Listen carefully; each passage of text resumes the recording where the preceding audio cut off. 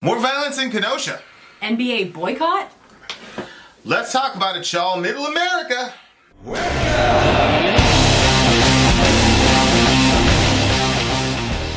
Well, Tell me what has happened. not good. Not a good situation. I will post the link to the full video that I'm referencing in the description. But I am not about sensationalizing the last moments of people's lives. You guys know that. And so I'm not going to post a video where we see the last moments of people's life. Or I try not to. But long story short, there are protests in Kenosha because of the shooting of Jacob Blake. And for all the non-racist right-wingers in Middle America, please let's clear something up right now. Police's job is not to be judge, jury, and executioner of anyone. Right. Their job is to intervene in moments of violence and to, if a person is an offender, to get that person into custody. And then they get tried by a jury of their peers, or you can request a bench trial in which you're dealing directly with the judge. And after a jury of your peers determines your guilt, if you're guilty, then the judge sentences you, and then you get then turned over to the city, etc., the legal apparatus there, and then they put you in prison or they execute you if you're to be executed. See, this is how the law works. The police officer's job is not to be judge, jury, and executioner. So Jacob Blake had a bunch of priors, sexual assault against a minor, yada, yada, yada. And of course, all these people who, when they see shootings on camera, say, hey, we've got to look more into it. We can't rush to judgment. They see this on this man's record. So automatically that means he's guilty. They haven't looked at the trial. They haven't looked at the notes. They just know that he was charged with that. Please understand, the fact that you're charged with something doesn't mean you're necessarily guilty. Right. But be that as it may, this man's criminal record is completely irrelevant to what we saw the police do to him. Mm-hmm. Now, if you say, who do you feel worse for? A guy who was shot 7 times in the back with a stellar record versus a guy who allegedly sexually assaulted a minor? Well, that's a different question. But the question that's being raised by BLM and by multitudes of other people is these police are acting as judge, jury, and executioner. Yep. They have this fascist idea that if you don't follow all of our commands, that means I'm allowed to kill you. No, it doesn't. I would direct you to the 27 grievances that sparked the Revolutionary War in America, one of which was the following. Let me read it to you so that you can understand this in the context of American life. Here is grievance 15 of the 27 grievances that sparked the Revolutionary War that resulted in 15,000 dead British police officers. Please read grievance 15 for the good people of Middle America. For protecting them by a mock trial from punishment for any murders which they should commit on the inhabitants of these states. Okay, that was specifically talking about the British paramilitary police force. They would kill people, and then there were these silly mock trials in which these officers were able to get out of any accountability. You can see here in 1768, 2 citizens of Annapolis, Maryland died in a violent dispute against a group of Marines. The trial was controversial, and in the face of overwhelming evidence against them, the defendants were acquitted. Please note that this was 2 citizens of the colonies who were in a violent dispute against soldiers of the British Crown, and those folks killed the violent uprisers. And that made grievance 15 of the 27 grievances of the United States of America. These were not unarmed people. These were violent, thuggish rioters who went after armed agents of the Crown. And this made the list of the 27 grievances as to why America was going to take up arms against Great Britain. So please miss me with all of the excuses and all the rest of it. You right-wingers, you guys are supposed to be America and the history and liberty and small government. Aren't you guys those people? So Jacob Blake gets shot 7 times in the back. You know what's funny? In front of his kids, In front of his children. Sadat, correct. You know what's interesting? Is that now what happens is some of these, there's a real silly guy, I forgot what his name is. I think his name is Chris or something. Some silly person in middle America. They post this thing, they blow it up, and it's like, I think he had a knife. It looks like his keys or whatever. He had a knife. Well, even if he had a knife, he wasn't in a violent posture with the police. And by the way, there's no body cams in Wisconsin, by the way. So we're not going to see the body cam evidence. So it's going to be the word of the police versus the word of the people that were there. Now, who do you think the right-wingers are going to listen to? I got a little bet for you as to who they're going to listen to. But even if the guy had a knife, he was walking to his car, presenting no threat to the police. Yeah, it's like, if the cop is standing right there, like, you know how people will say, oh, the cop should have shot him in the leg. And it's like, well, if you know anything about it, it's very difficult to hit somebody in the leg. You know, center mass is obviously bigger. But, like, you can see that he's going around his car and there was multiple officers around. Like, if they thought that he had a knife and he was trying to get away with the knife and that there were people that were in danger, like, shoot his tire. Like, the car wasn't even moving. Mm-hmm. But it's just, they're so trigger happy to shoot black men in the back, or, you know, any, really doesn't matter, front, back, anywhere. It's just really, really sick. Yeah, it's unbelievable. It's unbelievable to me. And, you know, somebody's like, well, put yourself in the cop's shoes. It's unbelievable stuff. So that happened, and the justification. Now, we saw the video, and it was, you know, the video was very strange because I didn't watch the video. Because Jacob Blake was basically calm, and then the cop was basically calm. He was he pulled his shirt back, and he was just you know, nailing it, bam, bam, bam, bam. But there was no, like, the woman, there was a girlfriend or a wife that was like freaking out, and then the other cop comes and shoves her out of the way. But everybody was pretty calm, pretty collected. It was a very strange, very bizarre video, I gotta tell you. I just saw still pictures. Now the brother's alive, bless God, and he's paralyzed from the waist down, according to his father. Now here's something very interesting.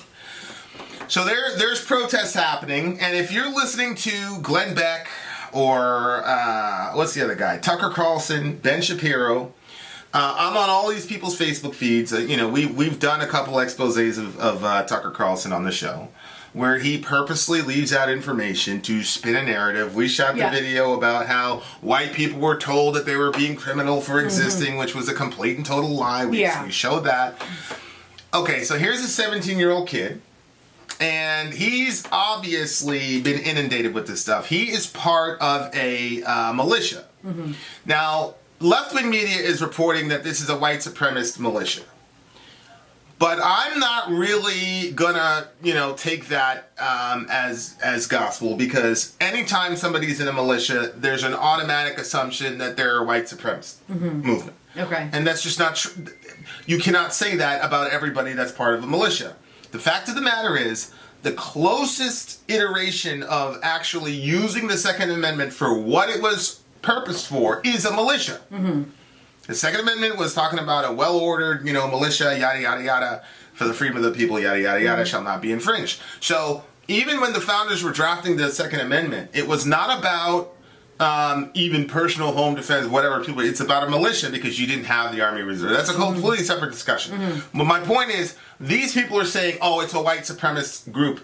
And I'm sorry, but until I see explicitly it's a white supremacist group, you cannot say it's a white supremacist group. You can say it's a militia, and you're well within your rights in the United States of America to form a militia. Mm-hmm. So when you had the NFAC, the Not Fucking Around committee or whatever, with those black dudes showing up with the rifles and all that, they're well within their rights to do so. So now what's happening is, you know, I've been watching I've been following Glenn Beck. You know, when we were taking down the Confederate memorials and all that. Yeah. And Glenn Beck was saying, man, we need people in the Army Reserves and all that to preserve our history, because we're going to lose our country and blah, blah, blah, blah. So these pundits have these white folks really believing that if Stonewall Jackson and their other slave-owning ancestors, if the symbols of that are taken down, they're going to lose their country, which is completely false in one respect and completely true in another one. It's true in the sense that if you define your country as a white supremacist organization, where you lionize and canonize people who owned other people's property and fought and died and killed to maintain that situation, which, make no mistakes about it, in the Articles of Secession, slavery was mentioned over 50 times. Please miss me with the historical revisionism. This is the pinnacle of white supremacy. Mm-hmm. And a lot of these statues were erected during the Civil Rights Movement because it was a clear psychological message to Black America. Yeah. So if that's how you define your country, you're absolutely losing your country. But if you're talking about the ideal of what America's supposed to be, no, my friends, you're not losing it, you're gaining it, because equality is the ideal that America is supposedly built on. Isn't that true? So this kid, though, doesn't stand a chance. He's 17 years old. He's part of the militia. Now, before the unfortunate incident happened, I'm going to show you guys a little clip because there's like 5 people in Middle America that still believe that white privilege is a myth. This is the attitude of the Kenosha PD to the militia that this kid was a part of. We're gonna run this video right now. Listen very closely to what the officers say. Now we're all the way back by the gas station. That's the kid right there. That's the kid. Hey, thank you guys. Hear that? Thank you guys. That's where I'm right. You need water. We'll throw you one. You already killed 2 people? No. This is about 45 minutes before. This kid is the one that did all the shooting. Okay? But here's the police. They're kitted out in riot gear. They're in APCs and all that. He's calling them to get water? And they're handing water to the militia. So the police officers that are kitted out, I mean, this looks like a street in Ramadi at the height of the and they're tossing the militia water. Now, let me ask you something, dear listener. Do you think if the NFAC, the black militia, was marching in Kenosha, Wisconsin, you think that the police officers would be throwing them water? Thank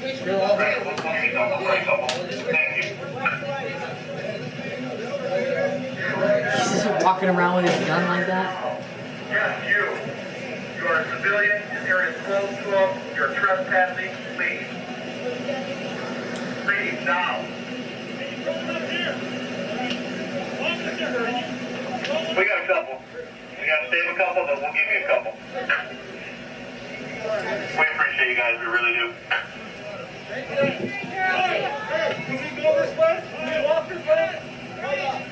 You hear that? We appreciate you guys. We really do. That's the police.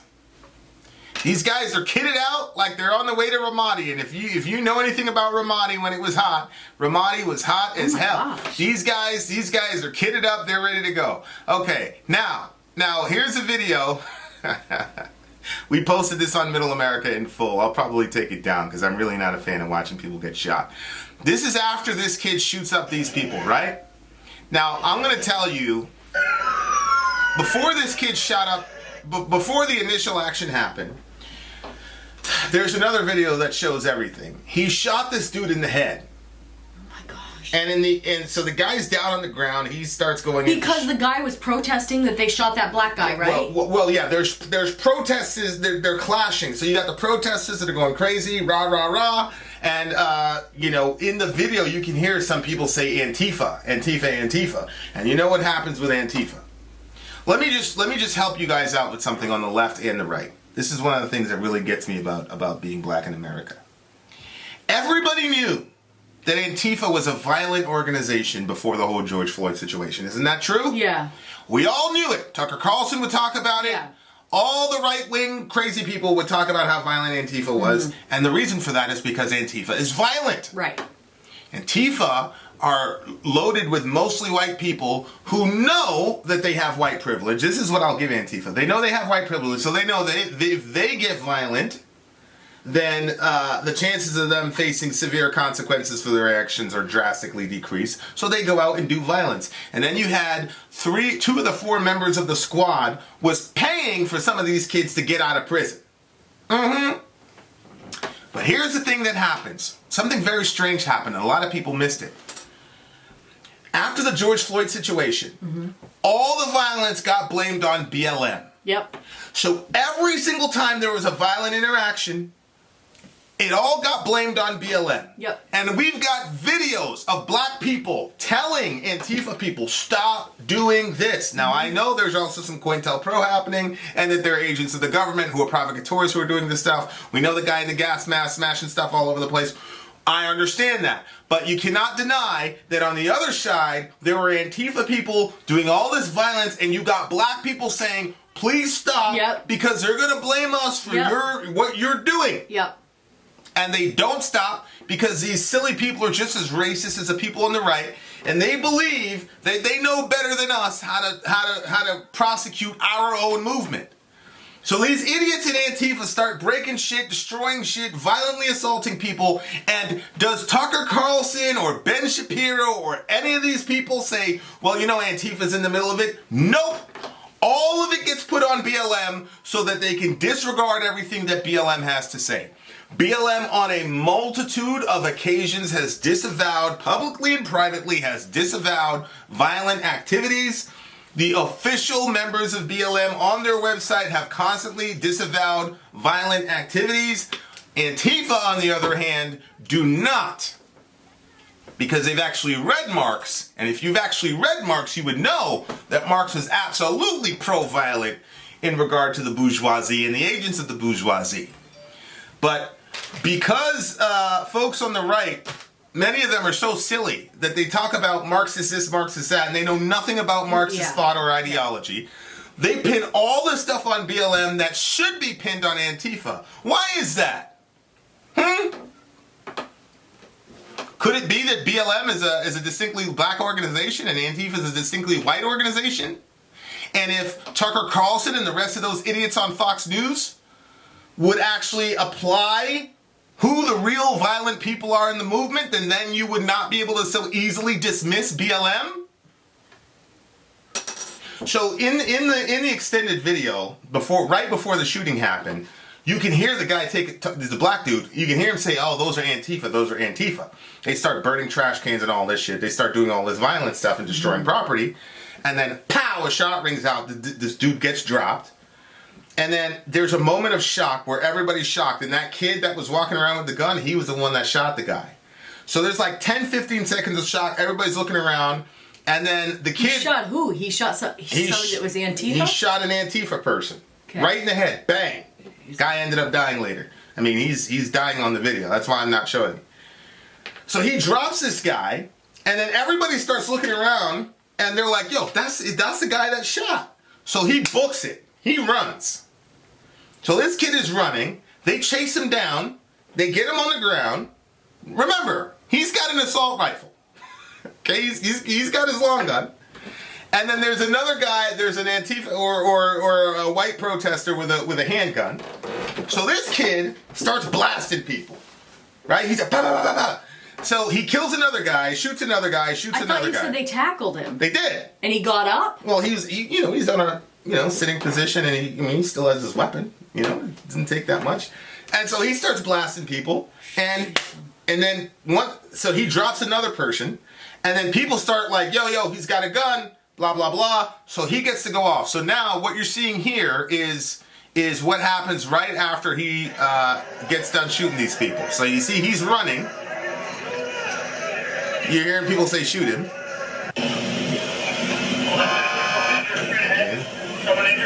Someone injured straight ahead, yeah. He's got his hands up. Get out of the road. Puts his hands down again. And then off he goes. Into the night. They let him go. No way! Yeah, they let him go. Do they know who it is? Yeah. They caught him today. They're charging him with murder 1. Yada, yada, yada. But you see the difference? Wow. You see the difference? Some of you silly people, you have to blow up the thing and maybe it's a knife, maybe it's not, to justify those cops murking that dude. But then here, you got a guy, you heard the shots, pop, pop, pop, pop, pop. People and think then he's the one that shot him. He's the one that shot him and he's in a posture of surrender. But there are multiple He keeps times. touching his there gun. are multiple times when his hands went down to his weapon. Yep. And nobody shot him, and he was able to walk right by. Now, you trying to tell me, dear listener, that if that was your brother Vincent, and I had just murked a couple white folk, and there was a bunch of white folk following me saying that guy is the shooter, that I'd have been able to just stroll right past police? But you know, just, yet again, cops not doing their job. Well, they just let that man go off into the night after he just killed 2 people. it depends on what you define their job as being. Yeah. But this issue highlights so many things. Number one, the person I'm least mad at in the situation is this 17-year-old kid. I am sorry, but if you listen to the narrative of Ben Shapiro and who's the Mormon guy, the Mormon guy on Fox News, I forgot what his name was. Ben Shapiro and then the Mormon dude and the other one. If you listen to these people's narratives, white people are in trouble.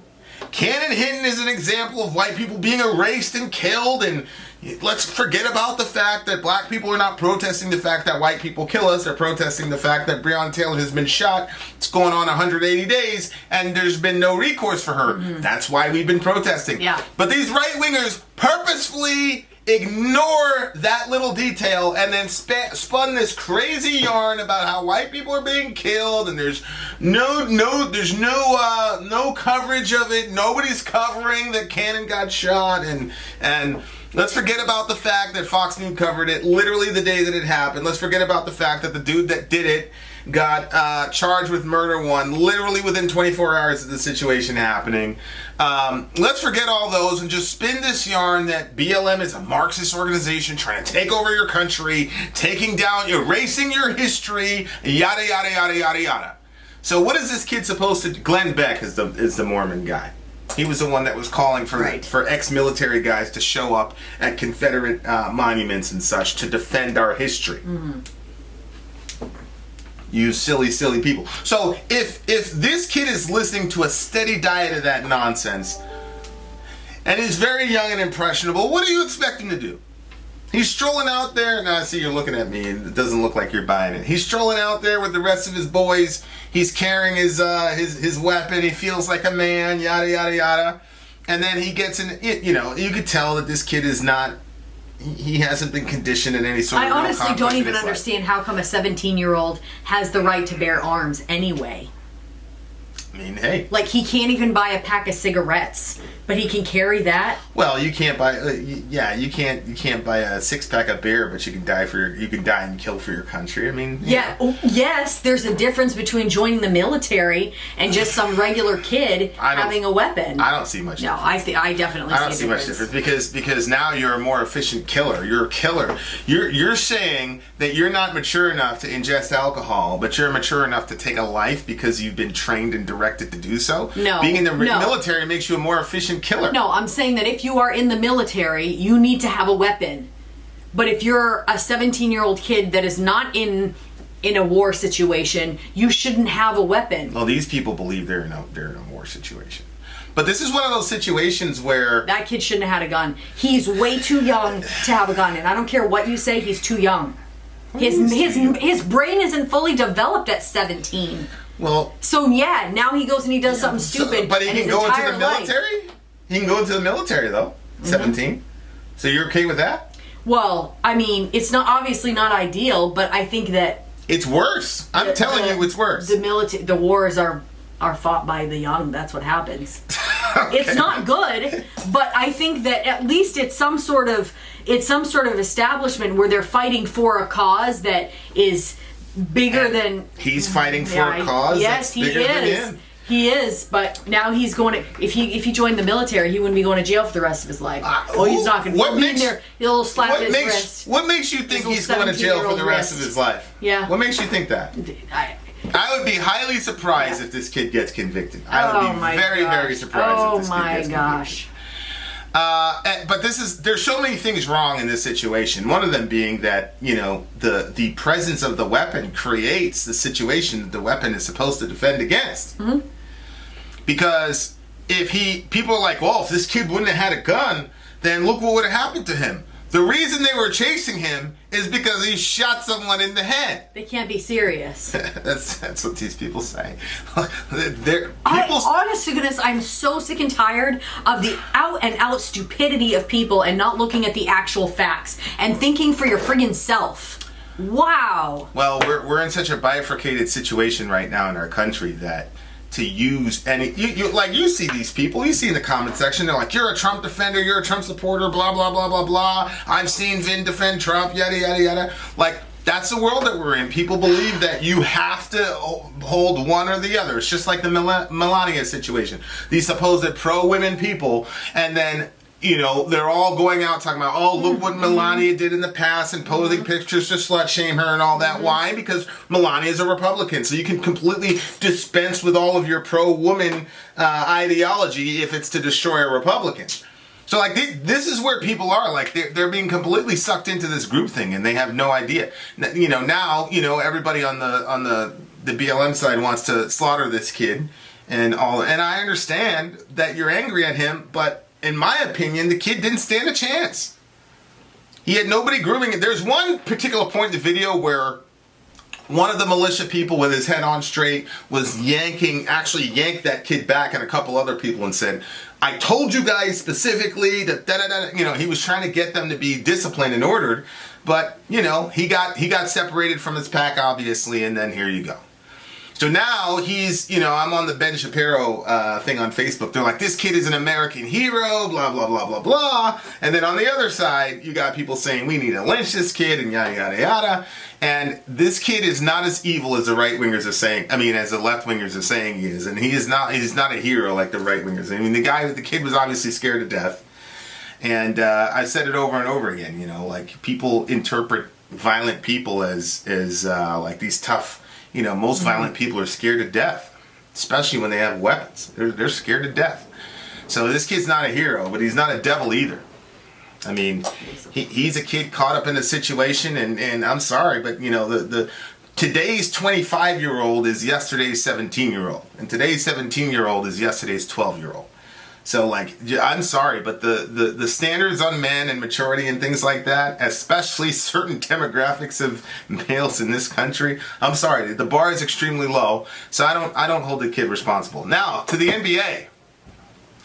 This is actually pretty amazing. The Milwaukee Bucks, who are favored to win the Eastern Conference in basketball, have stated that they are boycotting this game.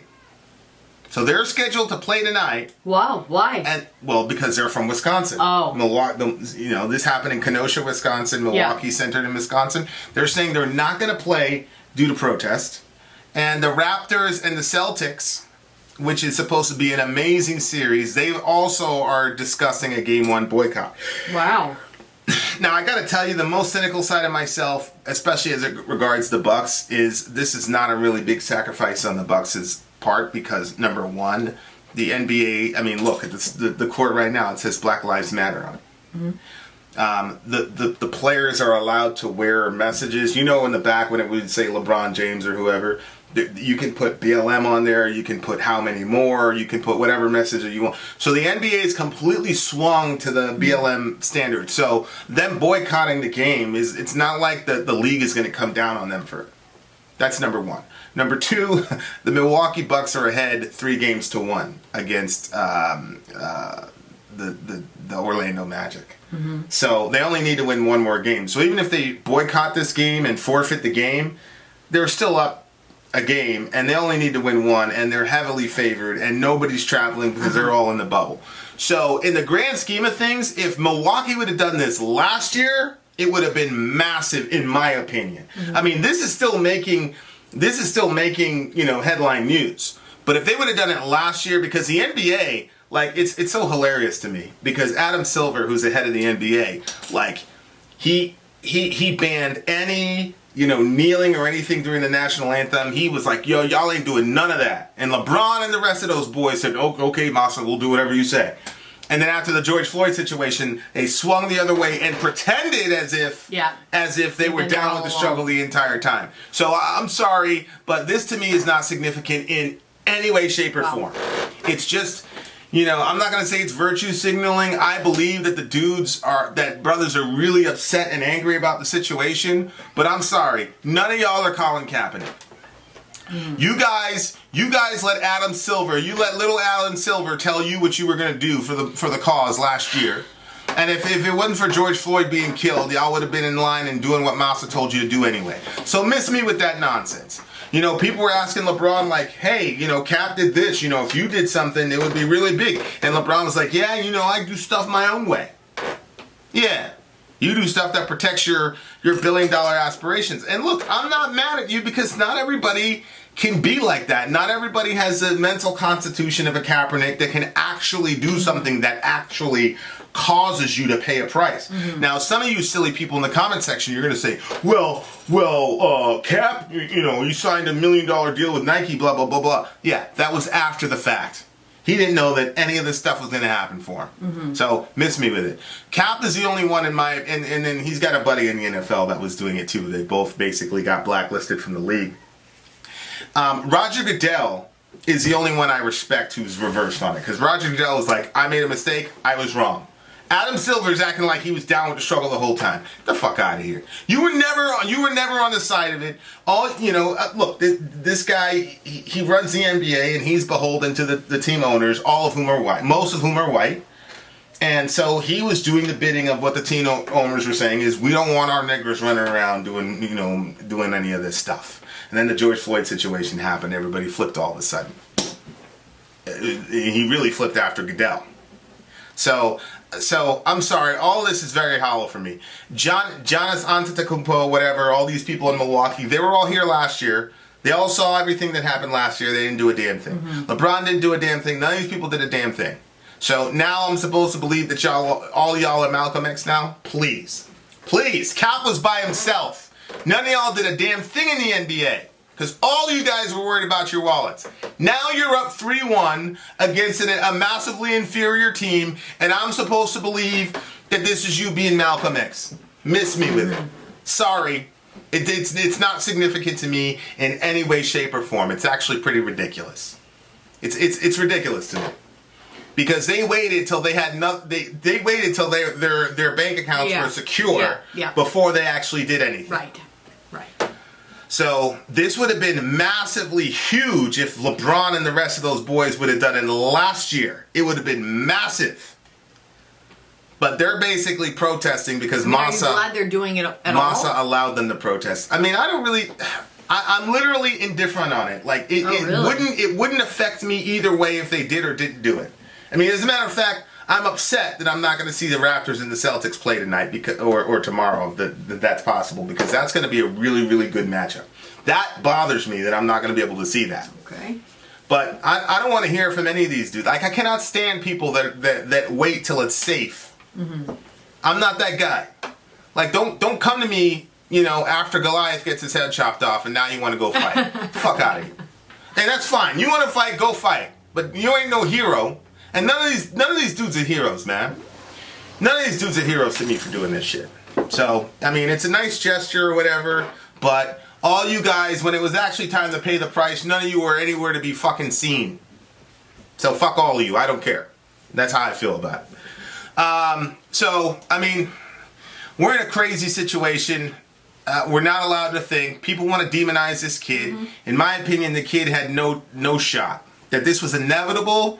I've said over and over again that this is inevitable, that this is bound to happen because the people that are controlling narratives on the left and the right are not operating with any sort of nuance, and they're just pumping out propaganda over and over again, whether it's Tucker Carlson or whether it's that's the silly guy, whatever his name is. On the left and the right, they're just pumping out all this crazy propaganda, and it results in people getting killed in the street. It does. And that's the thing that pisses me off, and that's why I never tolerate, he's just playing devil's advocate, blah, blah, blah. Nope. You got people running around having crazy ideas about Trump, talking about killing Trump, talking about killing his kids. That's crazy. And you can't check anybody on it, because the minute you do, you're one of them. You're one of them. So this is a case study in thinking with nuance, and trying to be as factual as you possibly can be. And good Lord. Love your neighbor. Take care of each other. Middle America. We are the media. Till the next time, guys.